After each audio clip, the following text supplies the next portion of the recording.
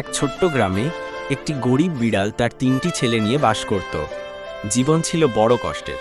প্রতিদিন নতুন কাজের খোঁজে সে বের হতো। কখনো কারো বাড়িতে বাসন মাজত, আবার কখনো অন্যের ক্ষেতে ঘাস কাটত, কিন্তু কোনো কাজই তার স্থায়ী হতো না। তবুও ছেলেদের মুখে খাবার তুলে দিতে সে ছিল একেবারে মরিয়া। একদিন অনেক চেষ্টা করেও কোনো কাজ না পেয়ে ক্লান্ত হয়ে সে বাড়ি ফিরে এলো। ছেলেরা ক্ষুধায় কাঁদছে। তাদের দিকে তাকিয়ে বিড়ালের মন ভেঙে গেল। সে ভাবতে লাগলো, এভাবে আর কতদিন চলবে। হঠাৎ তার মাথায় একটা বুদ্ধি এলো। সে তো জানে কিভাবে সুস্বাদু বার্গার বানাতে হয়। ছোটবেলায় এক হোটেলে কাজ করতে গিয়ে সে শিখেছিল। দিন সকালে ঘর থেকে কিছু পুরনো সরঞ্জাম বের করলো। তার সামান্য জমানো টাকায় মাংস, ডিম, পাউরুটি আর কিছু মশলা কিনলো।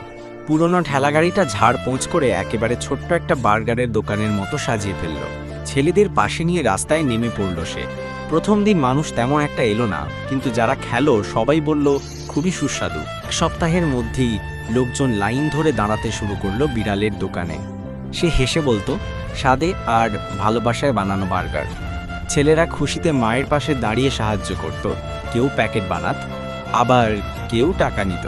দিন যেতে থাকলো আর ব্যবসা বাড়তে লাগলো। কষ্ট, সাহস আর পরিশ্রম মিলিয়ে সেই বিড়াল একদিন নিজের একটা ছোট্ট বার্গার রেস্টুরেন্ট খুলে ফেলল, আর তার দোকানের নাম দিল ম্যাও বার্গার।